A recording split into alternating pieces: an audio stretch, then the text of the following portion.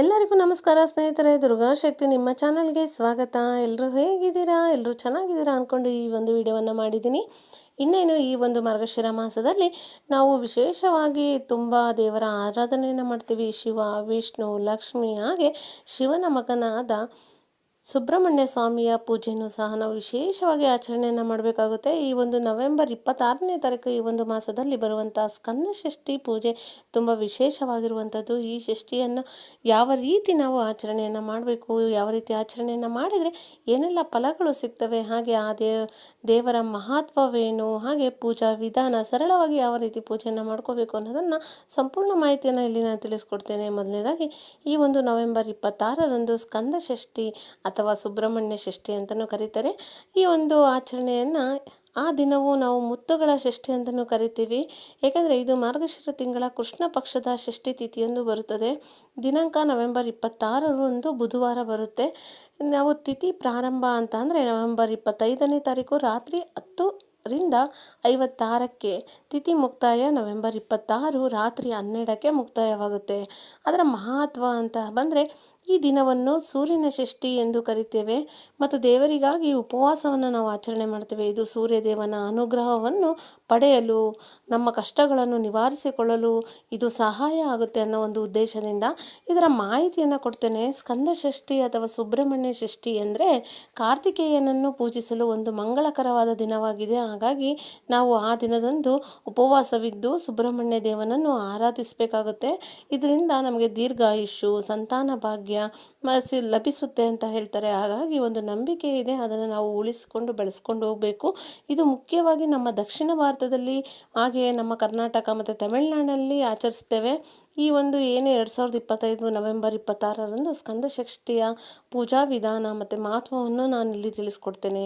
ಮಹತ್ವ ಅಂತ ಬಂದರೆ ನಮ್ಮ ಶತ್ರುಗಳ ಮೇಲೆ ವಿಜಯ ಅಂದರೆ ಸ್ಕಂದ ಷಷ್ಠಿ ಉಪವಾಸವನ್ನು ಆಚರಿಸುವುದರಿಂದ ನಮ್ಮ ಜೀವನದಲ್ಲಿ ಎದುರಾಗುವ ಅಡೆತಡೆಗಳು ಮತ್ತು ಶತ್ರುಗಳ ಮೇಲೆ ಜಯ ಸಾಧಿಸುತ್ತೇವೆ ಅನ್ನೋ ಒಂದು ನಂಬಿಕೆ.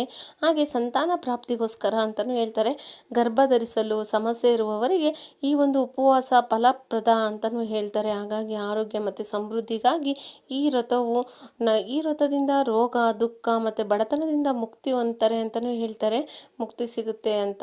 ಉತ್ತಮ ಆರೋಗ್ಯ, ಸಂಪತ್ತು, ಧೈರ್ಯ ಮತ್ತು ಬುದ್ಧಿವಂತಿಕೆ ಈ ದಿನ ಕಾರ್ತಿಕೇಯನನ್ನು ಪೂಜಿಸುವುದರಿಂದ ಧೈರ್ಯ, ಬುದ್ಧಿವಂತಿಕೆ ಮತ್ತು ಯಶಸ್ಸು ಪ್ರಾಪ್ತಿಯಾಗುತ್ತೆ ಅನ್ನೋ ಒಂದು ನಂಬಿಕೆ. ಹಾಗೆ ದುಷ್ಟಶಕ್ತಿಗಳ ನಾಶ ಆಗುತ್ತೆ ಅಂತ ಹೇಳ್ತಾರೆ. ಕಾರ್ತಿಕೇಯನ ಅನುಗ್ರಹದಿಂದ ದುಷ್ಟಶಕ್ತಿಗಳು ನಾಶವಾಗ್ತವೆ ಎಂಬ ನಂಬಿಕೆಯೂ ಇದೆ. ಹಾಗೆ ಪೂಜಾ ವಿಧಾನವನ್ನು ಹೇಳ್ತೇನೆ. ತುಂಬ ಸರಳವಾದಂಥ ವಿಧಾನ. ಉಪವಾಸ ಅಂತ ಬಂದರೆ ಬೆಳಿಗ್ಗೆ ಸ್ನಾನ ಮಾಡಿ ಶುದ್ಧ ವಸ್ತ್ರಗಳನ್ನು ಧರಿಸಿ ಉಪವಾಸವನ್ನು ಪ್ರಾರಂಭಿಸಿ. ಪೂಜೆ ಅಂತ ಬಂದರೆ ಮನೆಯಲ್ಲಿ ಅಥವಾ ನಾವು ದೇವಸ್ಥಾನದಲ್ಲಿ ಸುಬ್ರಹ್ಮಣ್ಯ ಸ್ವಾಮಿಯ ಮೂರ್ತಿ ಅಥವಾ ಚಿತ್ರವನ್ನು ಪ್ರತಿಷ್ಠಾಪಿಸಿ ಅಭಿಷೇಕ, ಪೂಜೆಯ ಸಮಯದಲ್ಲಿ ಹಾಲು, ಮೊಸರು, ತುಪ್ಪ, ಶ್ರೀಗಂಧ, ಪವಿತ್ರ ವಸ್ತುಗಳಿಂದ ಅಭಿಷೇಕ ಮಾಡಿ. ಹಾಗೆ ಅಲಂಕಾರ ಅಂತ ಬಂದರೆ ಕಾರ್ತಿಕೇಯನಿಗೆ ಫಲಗಳು, ಹೂಗಳು ಮತ್ತು ಹೂಮಾಲೆಗಳಿಂದ ಅಲಂಕರಿಸಿ. ಪಠಣ ಅಂತ ಬಂದರೆ ಅಂದರೆ ನಾವು ಮಂತ್ರ ಅಂತ ಬಂದರೆ ಓಂ ನಮಃ ಶಿವಾಯ, ಓಂ ಷಣ್ಮುಗಾಯ ನಮಃ ಅಥವಾ ಸ್ಕಂದ ಷಷ್ಠಿ ಮಂತ್ರಗಳನ್ನು ಸಹ ಪಠನೆ ಮಾಡ್ಬೋದು. ನೈವೇದ್ಯ ಅಂತ ಬಂದರೆ ಪೂಜೆಯ ನಂತರ ನೈವೇದ್ಯವಾಗಿ ಹಣ್ಣು ಮತ್ತು ಅಕ್ಕಿಯ ಮತ್ತು ಹಾಲಿನ ಸಿಹಿ ಉತ್ಪನ್ನಗಳಿಂದ ಅಂದರೆ ಸಿಹಿ ತಿಂಡಿಗಳಿಂದ, ಹಾಲಿನಿಂದ ಮಾಡಿದಂತಹ ಸಿಹಿ ತಿಂಡಿಗಳನ್ನು ಸಹ ನಾವು ಅಂದರೆ ದೇವರಿಗೆ ಅರ್ಪಿಸಬೇಕು.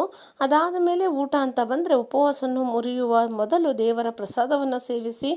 ದಾನ ಅಂತ ಬಂದರೆ ಬಡವರಿಗೆ, ನಿಮಗೆ ಅಗತ್ಯವಿರುವವರಿಗೆ ದಾನ ಮಾಡುವುದರಿಂದ ತುಂಬಾ ಒಳ್ಳೆಯದು, ಪುಣ್ಯ ಪ್ರಾಪ್ತಿಯಾಗುತ್ತೆ ಅನ್ನೋ ಒಂದು ನಂಬಿಕೆ ಇದೆ. ಹಾಗಾಗಿ ಸರಳವಾಗಿ ಈ ರೀತಿ ಆಚರಣೆಯನ್ನು ಮಾಡ್ಕೊಳ್ಳಿ. ಇನ್ನು ಹೆಚ್ಚಿನ ವಿಡಿಯೋ ಅಂದರೆ ಈ ಒಂದು ಮಾರ್ಗಶಿರ ಮಾಸದಲ್ಲಿ ನಾವು ಶಿವ, ವಿಷ್ಣುವನ್ನು ಹೇಗೆ ಆರಾಧನೆಯನ್ನು ಮಾಡ್ತೀವಿ, ಹಾಗೆ ಗುರುವಾರದ ಲಕ್ಷ್ಮೀ ದೇವಿಯ ಆರಾಧನೆಯನ್ನು ಹೇಗೆ ಮಾಡಬೇಕು ಅನ್ನೋದನ್ನು ಸಹ ಸಂಪೂರ್ಣ ಮಾಹಿತಿಯನ್ನು ಕೊಡ್ತೀನಿ. ಸಬ್ಸ್ಕ್ರೈಬ್ ಮಾಡಿಲ್ಲ ಅಂದರೆ ಸಬ್ಸ್ಕ್ರೈಬ್ ಮಾಡಿ, ಶೇರ್ ಮಾಡಿ, ಲೈಕ್ ಮಾಡಿ. ಶೇರ್ ಮಾಡೋದನ್ನು, ಸಬ್ಸ್ಕ್ರೈಬ್ ಮಾಡೋದನ್ನು, ಲೈಕ್ ಮಾಡೋದನ್ನು ಮರಿಬೇಡಿ ಅಂತ ಹೇಳ್ತಾ ಎಲ್ಲರಿಗೂ ನಮಸ್ಕಾರ.